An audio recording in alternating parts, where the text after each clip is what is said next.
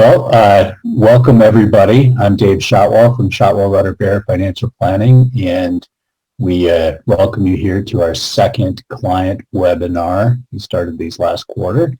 Here with my partner, Nick Nada, who's in our Lansing office right now, and he's going to introduce our speaker for today. Yeah, I have the special privilege of introducing Justine Bell, who works for Cedar River Insurance Agency.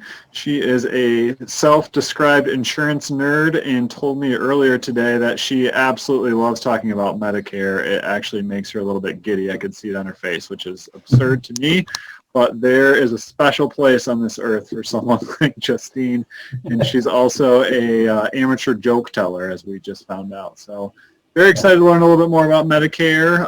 Just a little bit of housekeeping. If you have questions, you can type those into the chat box or the Q&A box, and we will pass those along to Justine towards the end here and make sure we get those answered for you. So with that, Justine, take us away.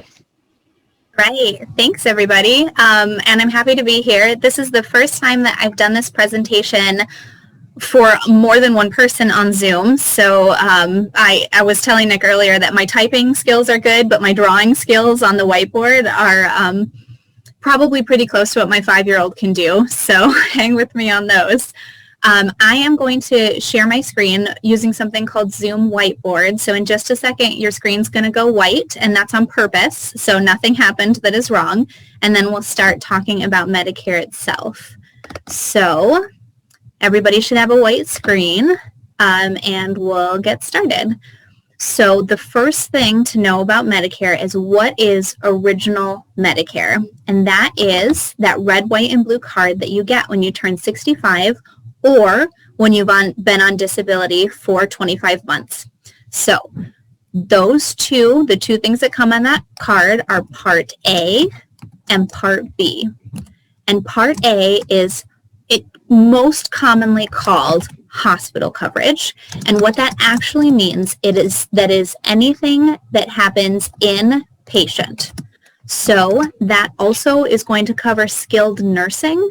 So if you say have a hip replacement and you go to a place like Adobe Road Rehab Facility, that is also going to get paid under Part A. Anything that happens while you are an inpatient is going to fall under Part A. Part A has generally the cost is $0 per month as long as you or a spouse has worked for 40 quarters and paid into Medicare at the minimum. So usually this isn't a problem. I've had a couple of like 1099s that didn't pay in, but generally speaking, you pay $0 for your Part A Medicare. And Part A does have a deductible. And that is $1,408 per period. Now, this is the only deductible that I know of that works this way. Generally, a deductible is a yearly deductible, and that's what we're most comfortable with. This is a deductible that resets when you've been out of the hospital or inpatient facility for 60 days.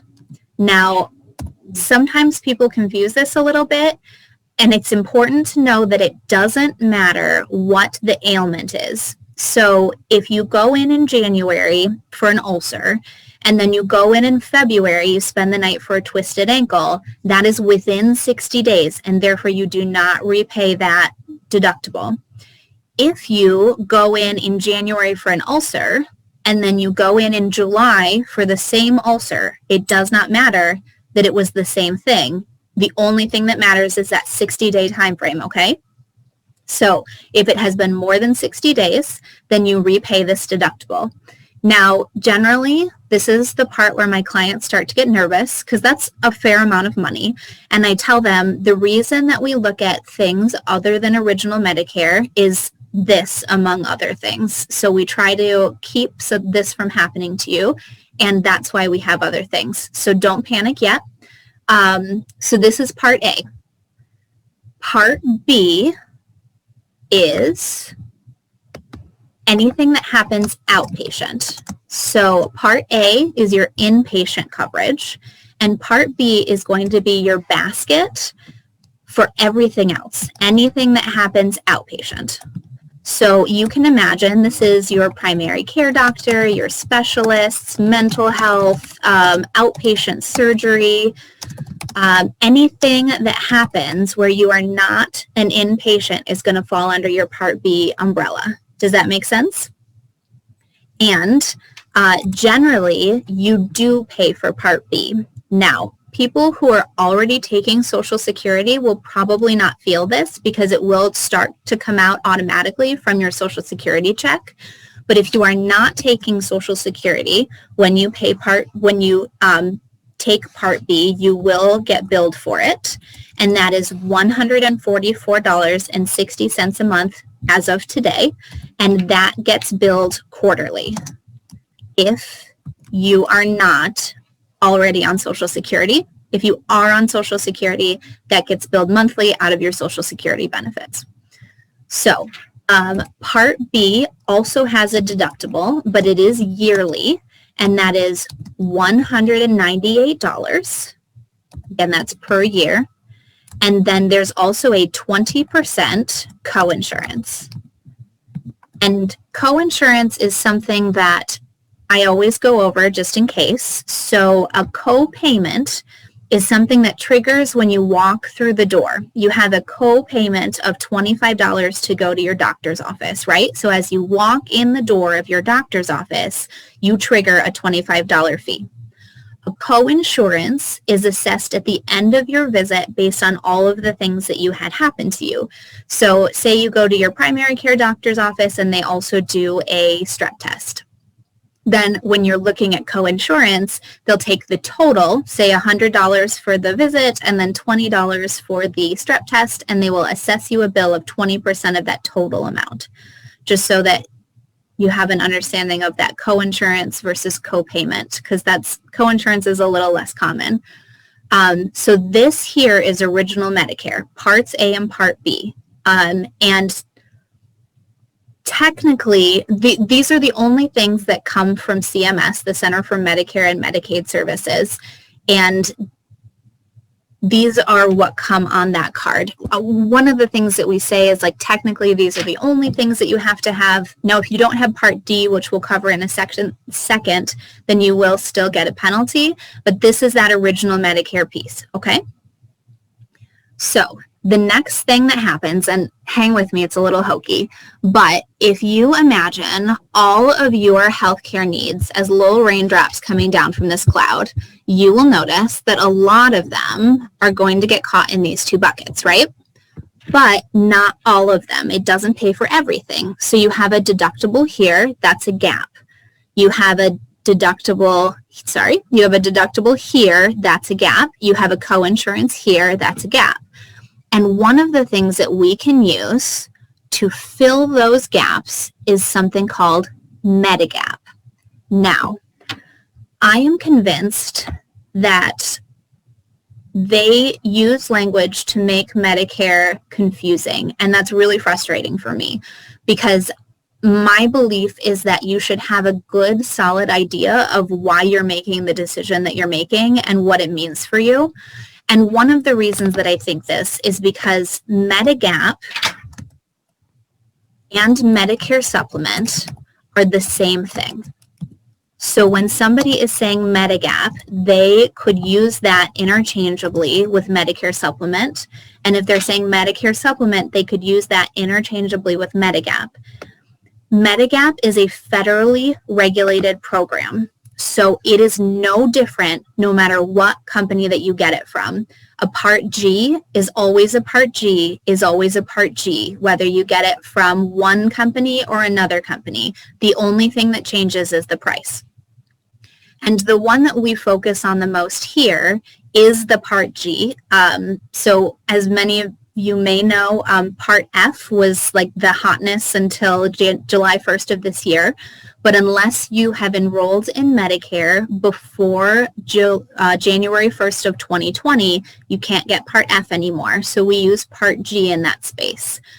And Part G pays for all of your gaps after that Part B deductible, which is $198. So if you have a Part G plan, then you don't get any bills for being in the hospital. You don't get any bills for going to your primary care doctor. You don't get any bills for going to physical therapy. The only thing that you pay throughout the year is that $198.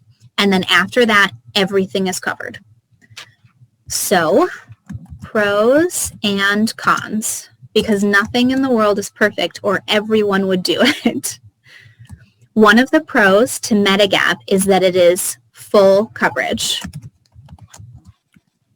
And we put that in quotation marks because it's full coverage after that $198. Okay? The second pro to Medigap is that you have no network. So this system here, you can go to any provider that accepts Medicare anywhere in the United States. You don't have to worry about if they take a specific company. You don't have to ask any of those questions. As long as the provider accepts Medicare, they will also accept your Medicare supplement company. All right, cons of Medicare supplement. The first one is cost. So Medicare supplements generally start between $100 and $120 a month when you turn 65, but they do generally increase per year. And that is usually between $7 and $10 per month per year. So say year one, you start paying $100, and then year two, you might pay $107, and year three, you might pay $114. And the reason for that is because the companies assume that as you age, you become more expensive, which in general is a safe assumption. So they increase that premium to account for that as you age. Now, most companies will top out around 80 years old. So once you turn 80, that premium usually evens out and doesn't continue to increase. Because this is an educational event, we can't discuss specific plans or specific prices, but we can do that one-on-one. So if somebody has questions about these, that's not a problem. We just can't address specific plan things in an educational event. The other con is, and I put this in quotations, it is complicated. And the reason that I say that is because if you do this process, then you have 3 cards that you carry. So you have your original Medicare card, which is your primary. Sorry, this is what looks like a child has drawn it. You have your secondary, which is your Medigap card. And then your third thing that you have to have is your Part D drug card. Now, Part D is the easiest, I think, for people to remember because it's D for drugs. And D is always provided by private companies. So when they put D in place, they decided that they did not want all of Medicare to be able to negotiate drug prices with one voice. So what they have done is they said, you can have a policy here, and you can have a policy here, and you can have a policy here. So there's maybe 15 or 20 different companies that are available in this area to have drug policies. And we generally, with our clients, revisit those every year to make sure that we are still giving them one that fits their needs the best. Most of them have a deductible. And generally, the cost of a Part D drug plan starts at about $20 and can increase based on what prescription drugs that you're on. Now, for most people, that $15 to $20, $30 range is going to be fine. Medicare treats expensive drugs in a unique way. And again, that's more of a one-on-one conversation, but we can get up to, say, $120 a month for a prescription drug plan, depending on what those needs are. But we always make sure, at least here in this office, that we're looking at both the premium paid and the cost of those medications. And I think that that's really important. So Part D, generally range of about $20 to $30 on average. And that is done by private companies. Whoop.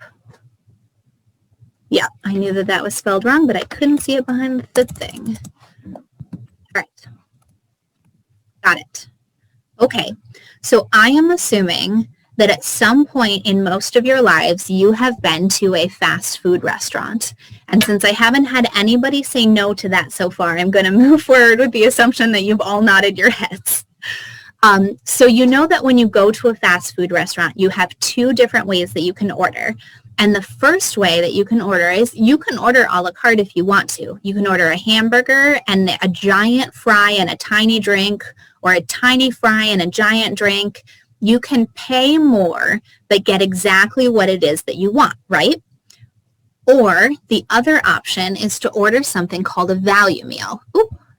And in this case, the value meal is called Medicare Advantage. And the reason it is a value meal is because it takes different pieces of all of these policies and it ties them up in one take it or leave it package.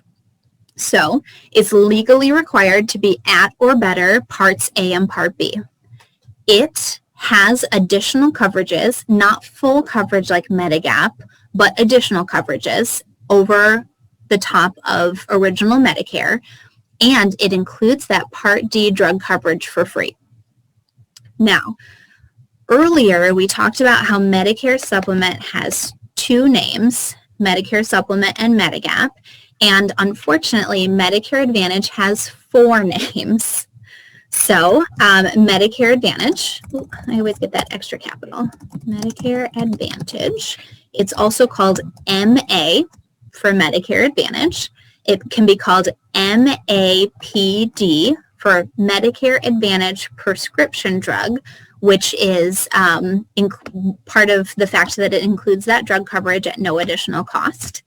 And it can also be called Part C. So if somebody says that they have Medicare Advantage or they say that they have Part C, that's the same thing, believe it or not. So Medicare Advantage works a lot closer to what you are used to on an under 65 plan, whereas a Medigap, it pays everything. You pay one amount per month, and then after your deductible, everything gets taken care of.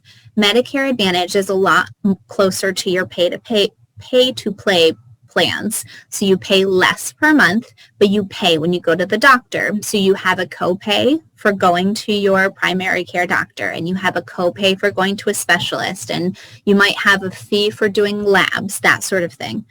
And the pros and cons of Medicare Advantage. One of the pros is cost. So most Medicare Advantage companies have a plan that starts at $0 a month. And I will say, when I was first doing my training and I heard that, I was immediately skeptical, because to me, it felt like something that you could get for $0 a month might not be worth having, right? But it turns out that this $144.60 that you pay to Part B, if you have Medicare, CMS, administering your claims, then they keep that money. But if they don't, if you have a Medicare Advantage company, then some or all of that money gets recycled and sent to your Medicare Advantage company. So it's not that you're not paying a premium, it's that you're not paying an additional premium. Does that make sense? I'm going to pretend everyone nodded. I saw one nod. Good. So even though it's $0, you're still paying for it, because no matter what system you do, you always have to pay that $144.60 for Part B. The other pro is that you have additional coverages. Sorry, talking and typing at the same time is sometimes a challenge. So generally, a Medicare Advantage company will have dental, vision, hearing, Silver Sneakers, which is a free national gym membership that you can take after COVID to anywhere that participates. So if you're visiting your daughter in Colorado and you want to go catch a yoga class, it's not a big deal. You just put it into Silver Sneakers, the zip code, and then you can go to any participating location that takes it. All of our Ys participate here. So if you have Silver Sneakers, you can do a Zumba class in the morning at the Parkwood Y, and you can go swimming at the downtown Y in the afternoon, which is not a reason to choose a plan, but still a fun perk. Usually they have over-the-counter coverage and just a whole lot of stuff. They really sort of boost these up to make them what they think that the average person is going to want, and then usually it's take it or leave it. You say, yes, I want it, or no, I don't. And then, of course, cons, because nothing is ever perfect. So the first one is that you are network tied. So with the other system, you don't have a network. You can go to any provider that accepts Medicare anywhere in the United States. If you have a Medicare Advantage company, then you have to work within their network structure, which can be different based on the company. But one of the things that the Affordable Care Act, love it or hate it, brought into the picture is that urgent care and emergency care is required to be covered as if it's a network anywhere in the United States. So if you have a plan that's tied to the Lansing area or tied to Michigan and you're in Colorado visiting your daughter and you go to that Zumba class and you turn your ankle, you don't have to call ahead to make sure that the urgent care takes your insurance. You can just go. And the stipulation there is if you are calling ahead to make an appointment that's in the future, they want you to do it in network because you have time to plan that out. If you do not have time, you are going to an urgent care or you're going to an emergency room, it does not matter. Go get the care that you need wherever is closest, and they will bill you as if it's in network. Okay, so you are network tied on Medicare Advantage. And then the other con that is that you have copays. So with the other system, the Medicare supplement system, then you don't pay anything additional after that $198. You can go to the doctor a million times if you have time to do that, and you don't get a bill for it. On Medicare Advantage, the way that it works is because you're paying less per month, you pay when you use the services. So there is a copay to go to the doctor. There is a copay for a specialist. There's a per day hospital copay, that sort of thing. So one of the things that we talk about with health insurance, making sure my hands are in the picture, is it is a pendulum, right? So if you pay more per month, then you pay less when you go to the doctor. And if you pay less per month, then you pay more when you go to the doctor. And that is exactly what we're showing here. Your Medigap or Medicare supplement plan is more per month and then less, in fact, nothing after $198 when you go to the doctor. If you do a Medicare Advantage, you pay less per month, sometimes $0 a month, and then you pay when you go to have services. And really, that's how you look at it. One of the things that I really like about Medicare is that because the government is picking up a significant portion of those claims no matter what you do, the numbers are just lower.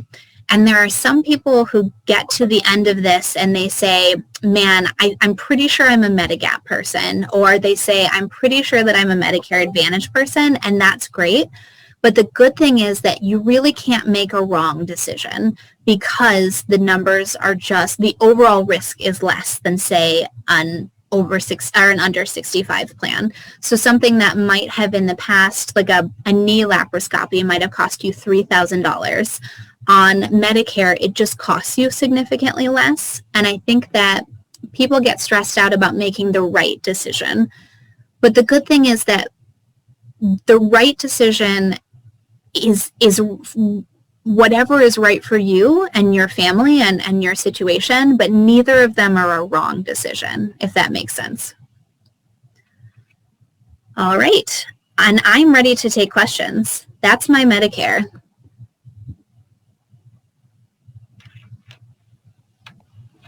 Very good, Justine. One thing that came to mind right there as you were talking about you can't really be too wrong, and this comes up, and Nick would back me on this too a lot in financial planning, is it's also one of those things where you won't really know what was the best decision until you can look back and say, well, I never got sick, so I was better off paying the lower monthly pay, where you just never will know until later. So if you get too hung up in the details and don't make a decision, it causes more problems.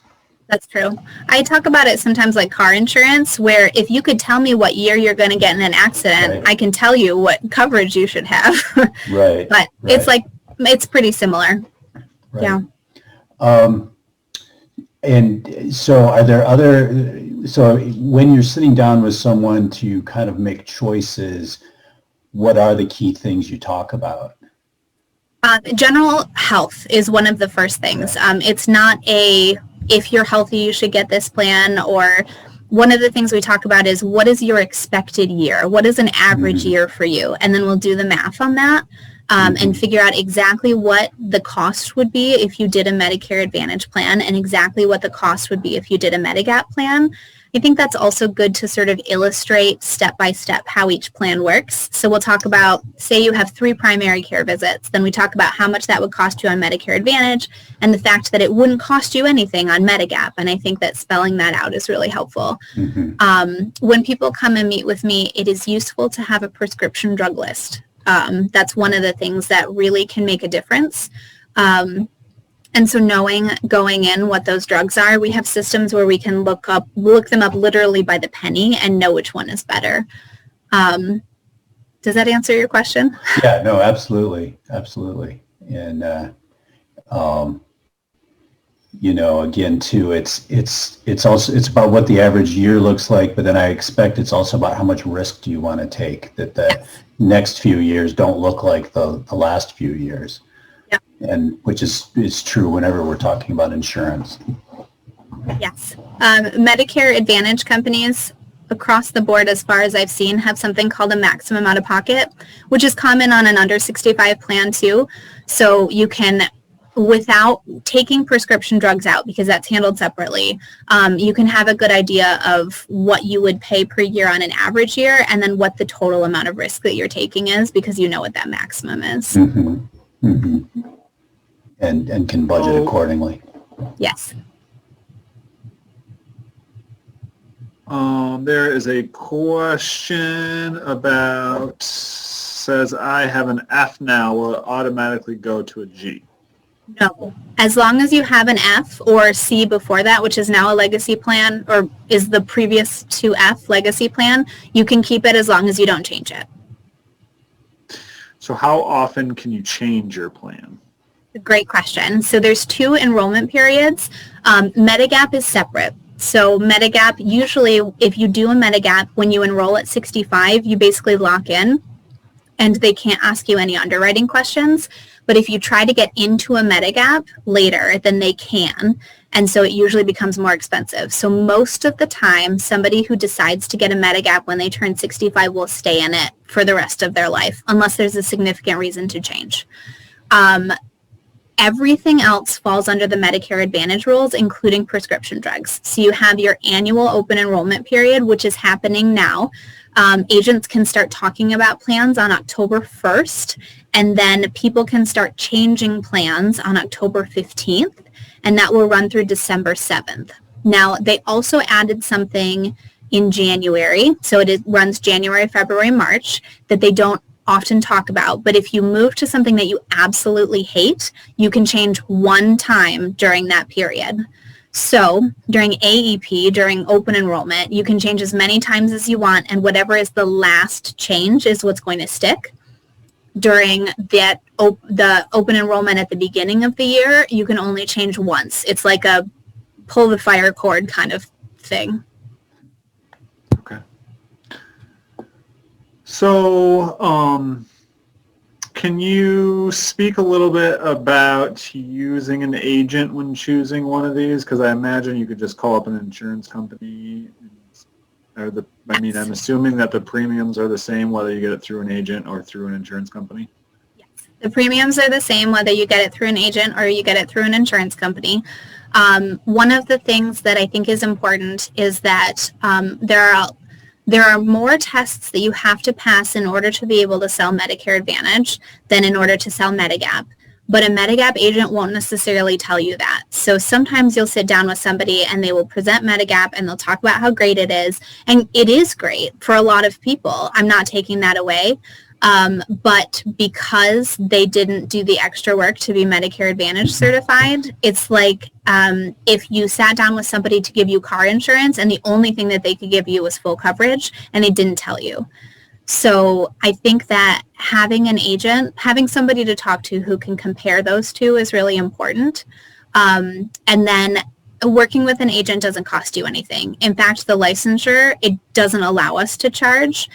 If you enroll with us, then you become one of ours, and we can help with claims questions and things like that, which can be really valuable over the course of the year, but it doesn't increase your premium.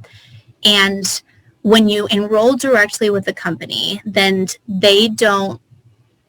an independent agent is able to talk to you about a ton of different plans. So we carry a handful of different Medicare Advantage, we carry even more PDP plans, and we carry a bunch of Medigap plans. So if you say have insulin, and last year the best insulin carrier was this particular plan, but I already know that for 2021 it's going to be better over here, then when I call you in the fall, I will say, Susie, it is so great to talk to you. I've been thinking about you because we just found out that this plan is going to be really great with insulin, and I know we've been here before, but I think we should move. So having an independent agent to sort of have a bird's eye view of it and to be in it all the time and to be learning and taking all of these classes that we take, I think can be really valuable. Awesome. So how do you recommend that people look at their coverage every year during open enrollment? Is that like for changes? Does it change that quickly? Okay. There have been some significant changes in the market this year. And again, I can't address specific companies because it's an educational event. It's one of their rules. But there are certain plans in this area where if I had them, I would want somebody to tell me that they were changing significantly. If you are happy where you are and you got your information and it doesn't look like it's changing that much, then maybe it's good to stay. But we call all of our clients every year. So this part of my year is pretty busy because I'm literally calling everybody that we have enrolled with us to check in, to make sure that they're happy, to ask if they've had difference in prescription drugs, to run those through the system and make sure that we're good, because that's my due diligence. That's what I have to do to make sure that I can sleep at night knowing that I did the best for the people that I have. That's what we like to hear. So one question that comes up often for us on the financial planning side, we'll be talking to somebody who's maybe 62, 63, and they're just starting to gather information. And a lot of them are just worried about missing timelines and deadlines and how fast they need to move on things. Can you speak to that a little bit? Definitely. So the pre-65 retirement crowd is one that I really like.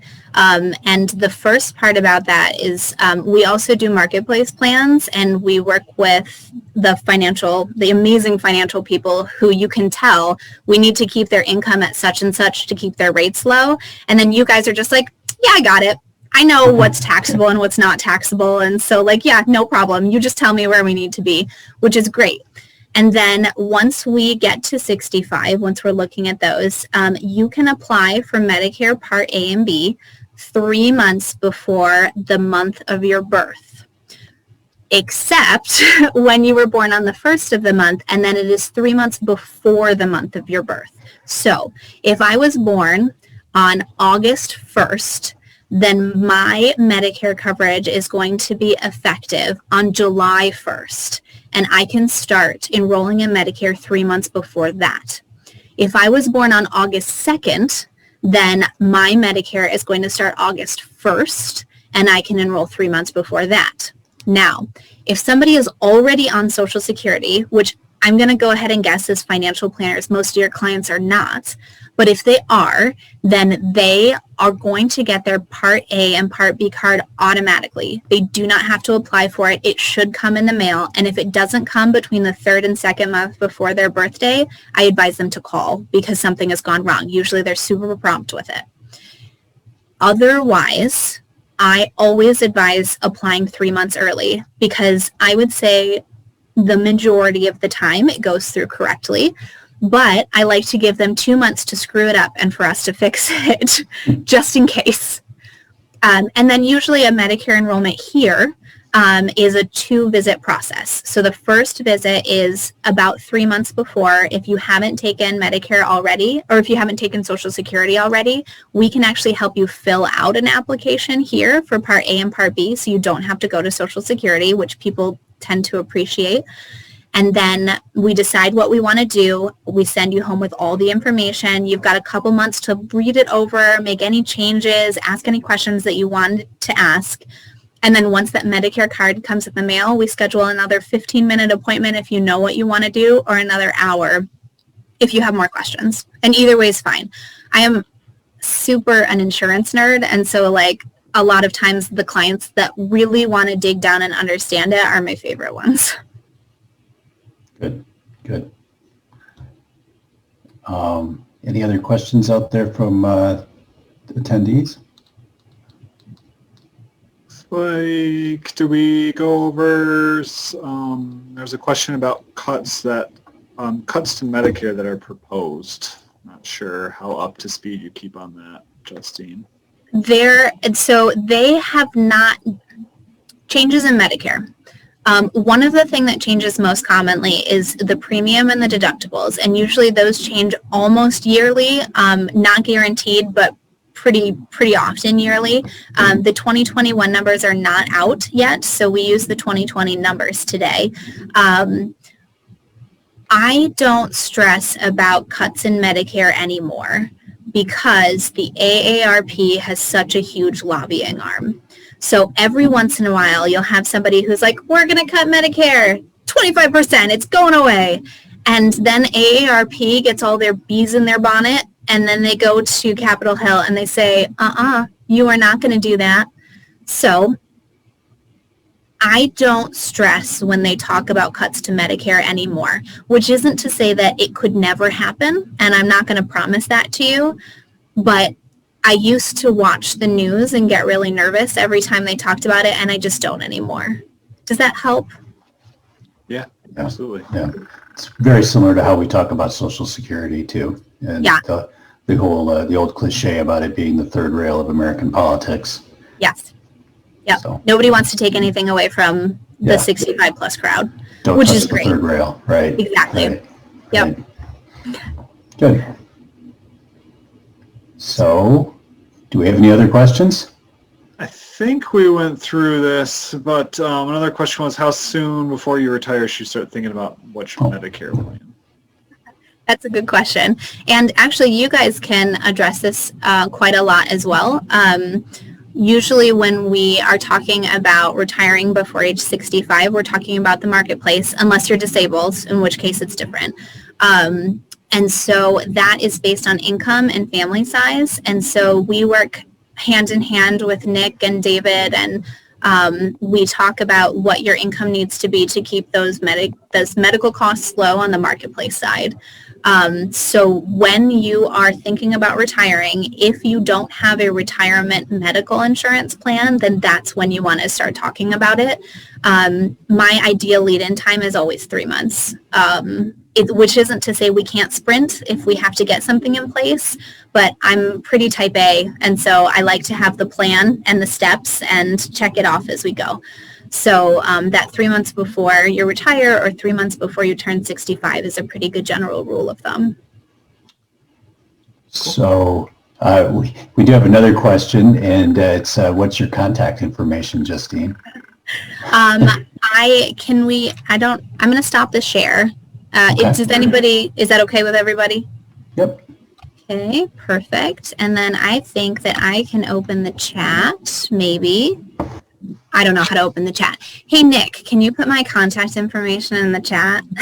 Yes, I'm sure I can. And we'll make sure we send We're going to do a follow-up email to everyone. Okay. Yeah. So my office phone number is 517-580-3819. We are located in Okemos, just off of the exit 110 off of 96. And the office address is 2143 Commons Parkway. 2 words, Commons Parkway. And that's in Okemos. And then my email address is my first name, Justine, Cedar, CEDAR, River, RIVERINS, as in insurance.com. So Justine at cedarriverins.com. Great. Awesome. Great. Last chance for questions from anybody? Thanks for having I me. think we're in good shape. Yeah, this was I know. awesome. I love Thanks for talking. doing what you do. Yeah, do it so we don't have to. Thanks for doing what you do. Somebody says yeah. Roth, and I'm like, I'm done. I quit. Wow. I don't know what Roth means. Like, somebody else should do that. I've probably sat through a Medicare presentation every other year for the last 15, 20 years, and this was definitely much easier to follow than most of the ones that are geared towards advisors. So we appreciate that. So, Absolutely. all right. Well, thank you, folks. And thank you to everybody that tuned in today.